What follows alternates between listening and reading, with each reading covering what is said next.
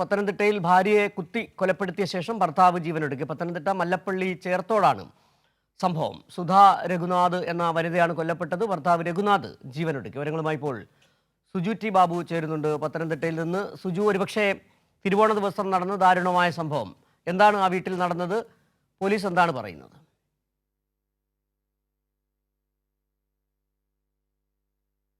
തിരുവോണ ദിവസം വലിയ തരത്തിലുള്ള മലയാളികൾ ആകെ ദുഃഖത്തിൽ ആഴ്ത്തിയ ഒരു വാർത്തയാണ് പത്തനംതിട്ടയിൽ നിന്ന് പുറത്തു വരുന്നത്. പത്തനംതിട്ടയിൽ ഭാര്യയെ കുത്തിക്കൊലപ്പെടുത്തിയ ശേഷം ഭർത്താവ് ജീവനൊടുക്കി. പത്തനംതിട്ട മല്ലപ്പള്ളി ചേർത്തോടാണ് സംഭവം.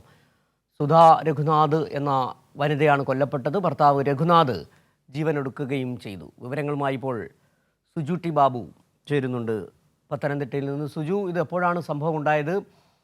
എങ്ങനെയാണ് പുറം ലോകം വാർത്തയറിഞ്ഞത്? പോലീസ് എന്താണ് പറയുന്നത്? ഏതായാലും ദാരുണമായ ഒരു വാർത്ത പത്തനംതിട്ട മല്ലപ്പള്ളിയിൽ നിന്ന് ഉണ്ടായിരിക്കുന്നു. തിരുവോണ ദിവസം മലയാളികളെല്ലാം ഓണം ആഘോഷിക്കുമ്പോഴാണ് പത്തനംതിട്ട പ്രത്യേകിച്ച് മലയാളികളെ ആകെ ദുഃഖത്തിലായിരുന്നു. മലയാളികളൊക്കെ വലിയ മികച്ച രീതിയിൽ സംസ്ഥാന സർക്കാരിൻ്റെ ഇടപെടലിൽ ഒരു നല്ല ഓണം ആഘോഷിക്കുന്ന വേളയിൽ തന്നെയാണ് ഇത്തരത്തിലൊരു ദാരുണമായ വാർത്ത പുറത്തു വരുന്നത്. സുജു, എന്താണ് സംഭവം? പോലീസ് എന്താണ് പറയുന്നത്? നാട്ടുകാരെന്താണ് പറയുന്നത്?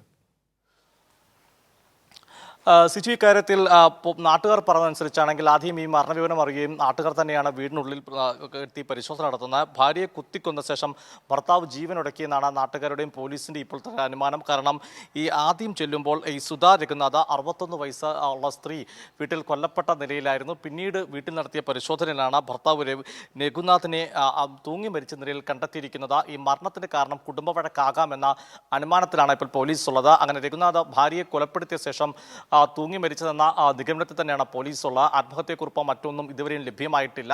ഇന്ന് രാവിലെയാണ് ഈ ദാരുണമായ സംഭവം നടന്നിരിക്കുന്നത്. സൂചിപ്പിച്ചതുപോലെ തന്നെ തിരുവോണ ദിവസം ഏറ്റവും ദുഃഖകരമായ ഒരു വാർത്ത തന്നെയാണ് നമ്മൾ പത്തനംതിട്ട മല്ലപ്പള്ളി ഇന്ന് നൽകേണ്ടതായിട്ട് വരുന്നത്. കുടുംബ വഴക്കാണ് ഈ മരണത്തിന് കാരണം എന്നാണ് സൂചന ലഭിക്കുന്നത്. അതുതന്നെയാകാനാണ് സാധ്യത. ബന്ധുമിത്രങ്ങളോ മറ്റു ആളുകളും തന്നെ മറ്റ് കടക്കിണിയോ അല്ലെങ്കിൽ മറ്റ് വിഷയങ്ങളോ തന്നെ ഇതുവരെ സൂചിപ്പിക്കുന്നില്ല എന്നതുകൊണ്ട് തന്നെയാണ് അത്തരം ഒരു അനുമാനത്തിലേക്ക് കടന്നിരിക്കുന്നത്. എന്തായാലും പോലീസ് ഇക്കാര്യത്തിൽ കേസെടുത്ത് അന്വേഷണം ആരംഭിച്ചിട്ടുണ്ട്. അന്വേഷണത്തിൽ മാത്രമേ മരണകാരണം വ്യക്തമാകുകയുള്ളൂ. എന്തായാലും ഈ ഭാര്യയും ഭർത്താവും ഇപ്പോൾ മരിച്ചിരിക്കുകയാണ്. ഇവരുടെ മൃതദേഹം പോസ്റ്റ്മോർട്ടം നടപടികൾക്കായി വീട്ടിൽ നിന്ന് ആശുപത്രിയിലേക്ക് മാറ്റിയിരിക്കുകയാണ്. തുടർന്ന് നടപടികൾക്ക് ശേഷം പോസ്റ്റ്മോർട്ടവും മറ്റ് എൻക്വസ്റ്റ് നടപടികളെല്ലാം പൂർത്തിയാക്കിയ ശേഷം ബന്ധുമിത്രതകൾക്ക് വിട്ടുകൊടുക്കും.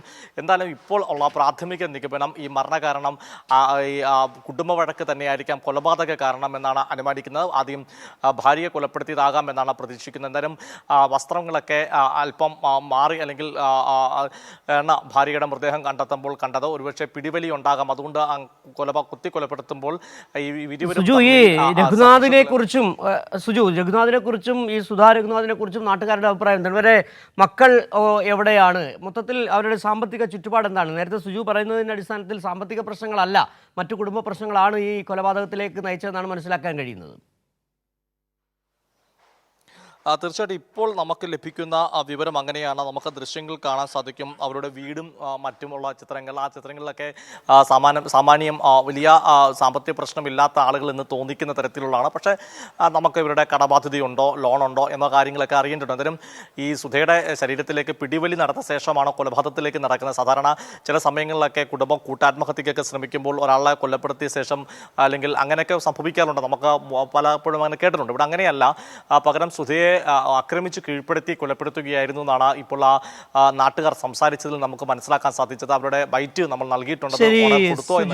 ബാബുവാണ് പത്തനംതിട്ടയിൽ നിന്നുള്ള വിവരങ്ങൾ നൽകിയത്. പത്തനംതിട്ടയിൽ തിരുവോണ ദിവസം ഭാര്യയെ കുത്തിക്കൊലപ്പെടുത്തി ഭർത്താവും ജീവനൊടുക്കി. പത്തനംതിട്ട മല്ലപ്പള്ളിയിലാണ് സംഭവം. വിവരങ്ങളാണ് സുജു ടി ബാബു നൽകിയത്.